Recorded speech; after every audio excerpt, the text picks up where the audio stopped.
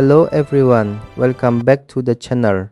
Want to control whether Google Chrome can access your payment methods? Chrome has a setting called Access Payment Methods. In this tutorial, I'll show you how to enable or disable this setting in Google Chrome on your Samsung Galaxy S26 Ultra. Let's get started. First, open Google Chrome. Tap the three-dot menu in the top right corner. Then tap Settings.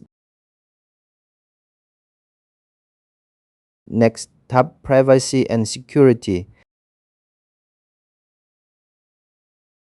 Then tap Access Payment Methods. Here, you can turn the setting on or off. Turn it on to allow Chrome to access your available payment methods, or turn it off to prevent Chrome from accessing your payment methods. Choose the option you want to use, and that's how to enable or disable access payment methods in Google Chrome on your Samsung Galaxy S26 Ultra. Thanks for watching, and I'll see you in the next video.